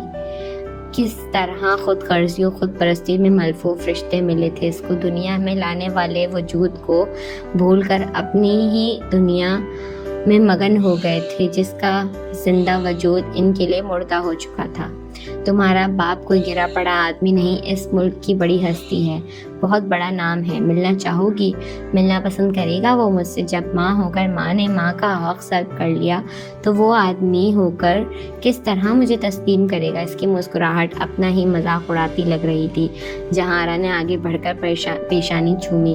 کافی دیر تک وہ اس کی پشت سے لاتی رہیں. اس کے دکھتے دل اور گرتے آنسوؤں کے درد سے وہ آگاہ تھی اور یہی موقع ضرب لگانے کا تھا. تم کو ٹھکرانے کے بعد اس شخص پر قدرت کی ایسی مار پڑی کہ وہ 2 شادیاں کرنے کے باوجود پھر وہ باپ بن ہی نہ سکا اور آج تک بے اولاد ہے اور بھائیوں کی اولادوں پر جان نچھاور کرتا پھرتا ہے. بولتے ہوئے وہ اٹھی اور ٹی وی آن کر دیا جہاں کوئی ٹاک شو چل رہا تھا کہ کئی سیاسی شخصیات کے درمیان ملکی حالات پر گرما گرم بحث ہو رہی تھی اور ان لڑتے جھگڑتے سیاستدانوں میں صرف ایک شخصیت ایسی تھی جو بہت باوقار انداز میں براجمان اینکر کے تیکھے سوالوں کے جواب بڑی تمکنت اور بردباری سے دے رہے تھے. 60-65 سال کی عمر میں بھی خاصے جاذب نظر تھے. لہجے میں مٹھاس بھری سحر انگیزی تھی. جانتی ہو اس شخص کو؟ جہاں آرا زمانے لہجے میں گویا ہوئی. جی، نوفل کے انکل ہیں. وہ ہنوز پسر مردگی کا شکار تھی. سنا ہے نوفل کو اس نے بیٹا بنایا ہوا ہے. بہت چاہتا ہے اس کو. بہت کم لوگوں کو معلوم ہے کہ وہ اس کا سگا بیٹا نہیں ہے. وہ سگا ہو یا سوتیلا، آپ اس کا ذکر لے کر کیوں بیٹھ گئی ہیں؟ آگ آپ کے گھر میں لگی ہوئی ہے. مجھے کہیں جائے پناہ دکھائی نہیں دے رہی. سمجھ میں نہیں آتا میں کیا کروں. میں وہ بد نصیب ہوں جس کو موت نے بھی قبول نہیں کیا. مجھے کسی نے بھی قبول نہیں کیا. وہ ایک دم سے ہی از حد حساس لگ رہی تھی. ساری دنیا میں وہ تنہا ہو گئی ہے، ناکارہ و بے مصرف شے کی مانند جس کی کسی کو ضرورت نہیں تھی. کوئی اس کا اپنا نہیں تھا. صرف غرض کے رشتے زندہ ہو کر رہ گئے تھے. یہ آدمی جو دوسروں کی اولاد کو اپنی اولاد کی طرح جانتا ہے، یہی تمہارا وہ باپ ہے جس نے تمہیں اپنی اولاد ماننے سے انکار کر دیا تھا. تیری یاد کی خوشبو میرے دامن سے لپٹی ہے. بڑا اچھا سا لگتا ہے تمہیں ہی سوچتے رہنا. بالآخر مائدہ کی محبت بھری زور آوری اس کے جذبوں پر حاوی ہو کر دل کو قابو میں کر چکی تھی. لاہور جا کر وہ عموماً اس سے رابطے میں تھی کہ وہاں آزادی تھی.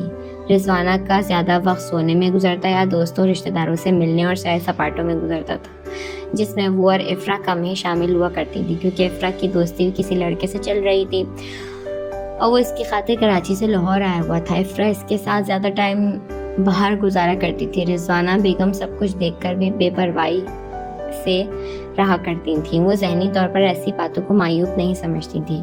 ان کی آزاد خیالی مائدہ کو بے حد بھائی تھی اور وہ بے فکری سے جب چاہتی تھی جنید سے بات کرنے بیٹھ جاتی تھی۔ اس کم عرصے میں وہ بے حد قریب آ گئے تھے۔ جنید کے دل میں جو زید کی طرف سے بے چینی اور خوف تھا وہ سب مائدہ نے دور کر دیا تھا۔ کل مارننگ فلائٹ سے ہم کراچی آ رہے ہیں اور میں چاہتی ہوں آج رات تک پرپوزل بھجوا دیں آپ، وہ شام میں بات کر رہے تھے۔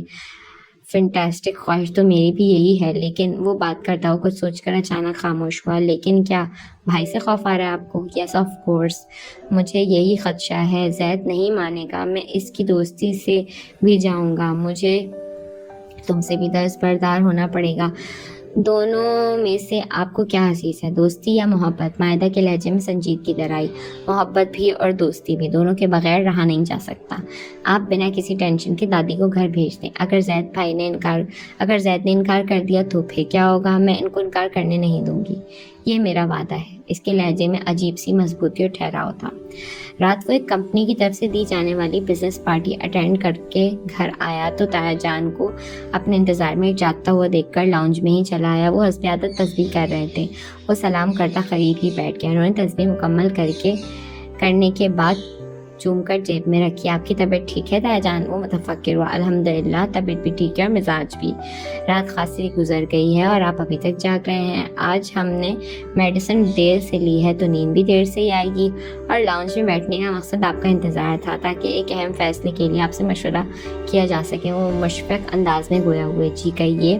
اس نے اچانک ہی بے ہنگم انداز میں دھڑکنے والے دل کی دھڑکنوں کو قابو کرتے ہوئے سعادت مندی کا مظاہرہ کیا، لیکن اندر کہیں بڑی بے سکونی اور بے گلی پھیل گئی تھی۔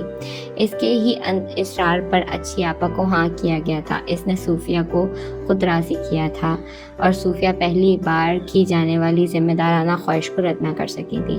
اب مونس صاحب کا رات دیر تک اس کے انتظار میں جاگنا اور کسی فیصلے کا مشورہ لینے کا مقصد یہی تھا کہ وہ سودا اور پیارے میاں کی شادی کے بارے میں کچھ ہی ڈسکس کرنا چاہتے ہوں گے۔ ارے بیٹے کیا ہوا؟ یہ تمہارا چہرہ کیوں اتر گیا ہے اچانک ہی؟ اس کے چہرے پر دل کی کیفیت ابھر آئی تھی۔ وہ پریشان ہوئے، پھر یک بیک مسکراتے ہوئے اس کے شانے پر ہاتھ رکھتے ہوئے گویا ہوئے، چہرہ تو اترنا ہی ہے، بات ہی کچھ ایسی ہے جتنی خوشی بہن کی شادی کی بھائی کو ہوتی ہے اتنی ہی رنجیت کی جدائی کی بھی ہوتی ہے۔ خیر، بہنوں بیٹیوں کی شادی کا فریضہ غم و خوشی کے ساتھ ادا کرنا ہوتا ہے۔ اب آپ بتائیں جنید کی دادی کو کیا جواب دیا جائے؟ جنید کی دادی کو کس بات کا جواب دینا ہے؟ اس نے سخت حیرانی سے استفسار کیا۔ اوہ، میں سمجھا تھا شاید جنید نے پہلے ہی آپ سے ذکر کیا ہوگا، مگر لگتا ہے جنید نے دادی کو پرپوزل دے کر ڈائریکٹلی بھیجنا بہتر سمجھا۔ اس کو سمجھ میں نہیں آیا تھا، ذہن الجھ کر رہ گیا۔ اتنے حیران و پریشان کیوں ہو رہے ہو بیٹا؟ جنید کی دادی جنید کا رشتہ لے کر آئی ہیں مائدہ کے لیے۔ مدثر سے میں نے بات کر لی ہے، مدثر کو کوئی اعتراض نہیں، مگر وہ کہتا ہے آخری حتمی فیصلہ آپ کا اور مائدہ کا ہوگا۔ اس کے اندر طوفان اٹھنے لگے۔ جنید کی آوارہ مزاجی سے وہ اچھی طرح سے واقف تھا۔ اس کی زندگی کا بڑا حصہ لڑکیوں کے ساتھ گزرا ہی تھا۔ اس کے ہر معاشقے سے وہ بخوبی واقف تھا۔ ان میں اکثر اختلاف ایسی ہی دوستیوں پر ہوا کرتا تھا۔ جنید اس لحاظ سے اس کی ناپسندگی اور اشتعال انگیزی جاننے کے باوجود کس طرح سے اس کی بہن کو پرپوز کر سکتا ہے؟ جنید دیکھا بھالا لڑکا ہے، اچھی فیملیوں سے وابستہ ہے، معزز لوگ ہیں، مجھے یہ رشتہ ہر لحاظ سے مائدہ کے لیے بہتر لگا ہے۔ آپ کی کیا رائے ہے؟ وہ اس کے اندر کی بھڑکتی غصے و غم کی آگ سے بے خبر پوچھ رہے تھے۔ لگ رہا ہے فیصلہ آپ کرنے میں آپ کو وقت لگے گا، اور یہ اچھی بات بھی ہے۔ ایک طرف دوست اور دوسری طرف اپنی اتنی نازک رشتہ داری کا معاملہ ہو، وہاں بہت سوچ بچار کے بعد ہی کوئی فیصلہ کیا جاتا ہے۔ جی، وہ جذبات پر قابو پاتا ہوا مختصراً بولا۔ فیصلہ کرنے میں زیادہ ٹائم نہیں ہونا چاہیے۔ اگر آپ کی مرضی ہوئی پھر مائدہ سے بھی رائے لی جائے گی۔ میں چاہوں گا کہ سودا اور مائدہ کی شادیوں کو ایک ہی دن مقرر کیا جائے۔ مولانا صاحب کہہ کر چلے گئے۔ وہ اٹھ کر اپنے کمرے میں چلا آیا۔ خاصی دیر تک شاور لے کر اپنے جلتے دل و دماغ کو ٹھنڈا کرتا رہا، پھر نائٹ سوٹ زیبسن کر کے اٹیچ باتھ سے نکلا، ڈرائر سے بالوں کو خشک کیا اور حسبیت پرفیوم خود پر اسپرے کر کے وہ بیڈ پر دراز ہونا چاہ ہی رہا تھا کہ دروازہ ناک کر کے عمرانہ اندر داخل ہوئی۔ مما آپ سوئی نہیں؟ میں اسی لیے آپ کے پاس نہیں آیا تھا۔ وہ جانتا تھا مما جلد سونے کی عادی ہیں۔ اس وقت انہیں جاگتا دیکھ کر حیرانی ہوئی۔ آج نیند ہی نہیں آئی؟ بات ہی ایسی ہے کہ مجھے ٹرینکولائزرز کی ضرورت محسوس نہیں ہوئی۔ شام میں جنید کی دادی اس کا پروپوزل لے کر آئی تھی، بہت خوش دکھائی دے رہی تھیں، جاتے جاتے بڑے مان سے کہہ کر گئی ہیں کہ وہاں کی صورت میں جواب سننے کی متمنی ہے۔ وہ قریب بیٹھ کر ماں کے چہرے کو بغور دیکھ رہا تھا، جن کے خوبصورت چہرے کے ہر نقوش مسرت و اطمینان جھلک رہا تھا۔ جنید معاہدہ کے لیے ہر لحاظ سے موضوع، ویل ایجوکیٹڈ، ویل اسٹینڈرڈ، پھر وہ اکلوتا بیٹا ہے، ساری کی ساری پراپرٹی کا تنہا وارث۔ پھر اس کے پیرنٹس سال کے 10 ماہ ابراڈ رہتے ہیں، یہاں صرف ایک دادی ہے۔ معاہدہ لمبے چوڑے سسرال کی صحبتوں سے بچی بھی رہے گی، ہر لحاظ سے رشتہ مجھے قبول ہے۔ آپ کا انداز بتا رہا ہے آپ اس رشتے کو قبول کر چکی ہیں ماما۔ اوبویسلی میری جان، رد کرنے کی کوئی وجہ موجود بھی ہو اور آپ یہ کہہ رہے ہیں، آپ کو تو کوئی اعتراض نہیں ہونا چاہیے۔ کوئی اعتراض ہے کہ آپ کو؟ اس کی خفگی بھرے سنجیدگی کو وہ دیکھ رہی تھیں۔ میں اس پرپوزل کو ریجیکٹ کرتا ہوں، آپ کل صبح ہی ان کو کال کر کے انکار کر دیجیے گا، ہمیں وہاں رشتہ نہیں کرنا۔ معاہدہ کے لیے جنید سے بہترین رشتے اور فیملیز موجود ہیں، وہ حتمی لہجے میں گویا ہوا۔ ارے جنید آپ کا بہترین دوست ہے، آپ کو بڑھ چڑھ کر اس رشتے کی حمایت کرنی چاہیے تھی، مگر آپ تو جنید میرا دوست ہے، اور دوست سے دوستوں کی اچھی و بری کوئی عادت مخفی نہیں ہوتی۔ میں چاہتا ہوں اس کے کردار کی برائی کر کے دوستی پر حرف اٹھاؤں، آپ کے لیے یہ جاننا کافی مما، جنید معاہدہ کے قابل نہیں ہے۔ جنید کی رنگین کردار کی کہانیاں وہ گھر کے کسی فرد کو سنانا دوستی کی تذلیل سمجھتا تھا۔ یہی وجہ تھی کہ وہ تایا کے سامنے بھی لبخانہ کر سکا تھا اور اب بھی وہ کھل کر کچھ نہ بولا تھا۔ میرے خیال میں آپ کو اعتراض ہے، پھر بھی کوئی وجہ ہی ہوگی، ڈونٹ وری، میں کل منع کر دوں گی، معذرت تو کرنی ہی پڑے گی۔ وہ اس کے اصل سنجیدہ چہرے پر ناگواری اور ناپسندیدگی کا عجیب سا انداز دیکھ کر خائف سی ہو گئی تھی۔ صبح معاہدہ لاہور سے واپس آ گئی تھی، گھر آتے ہوئے جلدی گھر والوں سے ملی اور تھکن کا بہانہ کر کے سیدھی عمرانہ کے کمرے میں آ گئی، کیونکہ رستے میں عمرانہ نے اس کو جنید کے پرپوزل کے آنے اور زید کی طرف سے ریجیکٹ ہونے کا بھی بتا دیا تھا۔ وہی ہوا جس کا ڈر تھا، اور اس کو ہی کیا جنید کو بھی یہی خوف تھا۔ زید کے انکار نے اس خوف پر صداقت کی مہر لگا دی تھی۔ ڈرائیور کی موجودگی کی وجہ سے وہ اپنے غصے اور جنون کو قابو میں کیے بیٹھی تھی۔ پھر گھر والوں سے مل کر جیسے ہی عمرانہ کمرے میں آئی، تمام سب جواب دے گئے اور غصے بھرے لہجے میں گویا ہوئی، بھائی کو کس نے حق دیا ہے میرے معاملے میں بولنے کا؟ یہ کیا کہہ رہی ہو؟ معلوم بھی ہے تمہیں؟ سب معلوم ہے مما، وہ غصے سے بھری ہوئی بولی۔ کیا معلوم ہے؟ زید ہم سے زیادہ جنید کے بارے میں معلومات رکھتا ہے، اگر وہ انکار کر رہا ہے تو کوئی اسٹرانگ ریزن ہی ہوگا نا، ورنہ زید کو کوئی دشمن نہیں ہے جو تمہاری خوشیوں کو برباد کرنے کے در پہ ہو۔ جنید کو انکار کر کے وہ دشمنی کا ہی ثبوت دے رہے ہیں، میری محبت میری خوشیوں کو برباد کر رہے ہیں۔ میں جنید سے محبت کرتی ہوں مما، وہ ان سے لپٹ کر رونے لگی تھی۔ عمرانہ حق تک رہ گئی، یہ تم کیا کہہ رہی ہو؟ جنید سے محبت کرتی ہو؟ مگر کب سے تم اس سے محبت کرنے لگی؟ یہ معاملہ شروع کب ہوا؟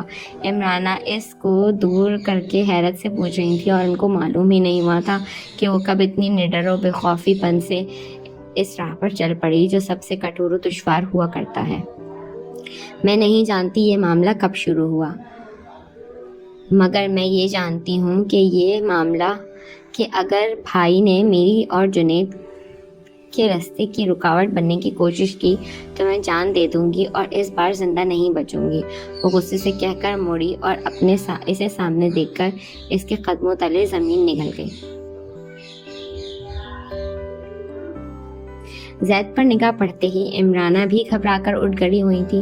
آؤ نا بیٹا، وہاں کیوں کھڑے ہو؟ وہ بوکھلا سی گئی تھی۔ بھائی میں نے بہت مس کیا آپ کو، آئی لو یو بھائی۔ وہ بھاگ کر اس سے لپٹ گئی تھی۔ زید نے بہت محبت و شفقت سے اس کے سر پر بوسہ دیا اور وہ اس کی بات سن نہیں سکا تھا۔ میں نے بھی بہت مس کیا، تم گھر کی ساری رونقیں اپنے ساتھ سمیٹ کر لے گئی تھیں، صرف اداسیاں گھر میں ڈیرا جمائے ہوئے تھیں۔ وہ اسے بازو کے گھیرے میں لیتے ہوئے بیڈ پر بیٹھ گیا۔ اس کا خوشگوار موڈ بتا رہا تھا کہ اس نے کچھ سنا نہیں، وگرنہ یہاں ایک قیامت آ چکی ہوتی۔ معاہدہ اور عمرانہ نے سکھ کا سانس دیا تھا۔ پھر عمرانہ خود بھی دوسری طرف آ کے بیٹھ گئی اور پرسکون انداز میں ان کی طرف دیکھنے لگی۔ وہاں خوب انجوائے تو کیا, کوئی پریشانی تو نہیں ہوئی؟ وہ آپ اس کے چہرے کو بغور دیکھتے ہوئے استفسار کرنے لگا. جی ریلی, بہت انجوائے کیا. ریلی, لیکن تمہارے چہرے سے تو نہیں لگتا ڈسٹرب لگ رہی ہو, کوئی پرابلم ہے, کوئی بات ہوئی ہے؟ ارے کیا پرابلم ہو سکتی ہے, بھلا بجیا کی موجودگی میں افرا سے زیادہ وہ اس کا خیال رکھ رہی تھی. یہ تو تھکن کی وجہ سے چہرہ اتر گیا ہے, ورنہ ڈسٹرب ہونے والی تو کوئی بات ہی نہیں ہے بیٹا. انہوں نے مسکراتے ہوئے وضاحت کی. ٹھیک ہے مما, ٹھیک کہہ رہی ہیں مما, ریسٹ کروں گی تو فریش ہو جاؤں گی. وہ جبرن مسکرائی, وگرنہ دل تو باغی ہو رہا تھا کہ صاف صاف اس سے کہہ دے کہ وہ جنید کے بغیر جینے کا تصور نہیں کر سکتی. اوکے, مما نے تم کو بتایا کہ جنید کی دادی نے تمہارا پروپوزل بھیجا ہے, تمہاری کیا مرضی اس پروپوزل کے بارے میں؟ وہ بنا کسی تمہید کے سنجیدگی سے گویا ہوا. اس کو آئے دیر ہی کتنی ہوئی ہے, ذرا تسلی سے معلوم کر لوں گی. چلیں ابھی میں اس کی رائے معلوم کر لوں. بتاؤ مائدہ, کیا رائے ہے تمہاری؟ کیسی باتیں کرتے ہو بیٹا, مائدہ کیا رائے دے گی؟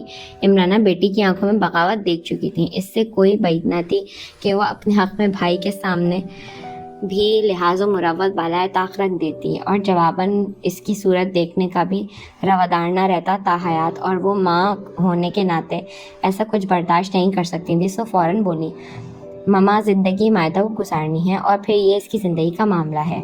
یہاں ہم سے زیادہ اس کی رائے کی اہمیت ہے, اور میں اس کی رائے کو اولیت دوں گا. ارے یہ کیا رائے دے گی, کیا بچوں جیسی باتیں کر رہے ہو آپ؟ میں جانتا ہوں جنید کی دادی زیادہ انتظار نہیں کریں گی, ان کی عادت ہر کام میں بہت جلدی سر انجام دینے کی ہے, وہ رات تک بھی صبر نہیں کریں گی. جب آپ نے فیصلہ کر لیا کہ رشتہ نہیں ہوگا, پھر مائدہ کی ہاں یا نا کا کیا سوال؟ وہ الجھے ہوئے لہجے میں گویا ہوئی. میں نے آپ کے آنے کے بعد رات بھر سوچ کر فیصلہ کیا ہے کہ ہم اس اہم فیصلے کا حق مائدہ کو دیتے ہیں, اس کو ہی فیصلہ کرنا چاہیے. لیکن آپ کے مسترد کرنے کی وجہ بھی تو ٹھوس ہوگی نا. آپ نے کہا تھا ایک دوست ہی دوسرے دوست کے بارے میں اچھی طرح جانتا ہے. پھر آپ کی اور جنید کی دوستی بھی بچپن سے ہے, آپ کو اس کے کردار اور مزاج کے بارے میں تمام معلومات ہیں, اور یقیناً میں کچھ ایسی بھی باتیں ہوں گی جو اس قابل نہیں ہوں گی کہ بتائی جا سکیں اور وہ ہمارا داماد بن سکے. وہ مائدہ کے چہرے کے بنتے بگڑتے زاویوں کو نظر انداز کر رہی تھی. تبھی آپ نے انکار کیا تھا نا بیٹا؟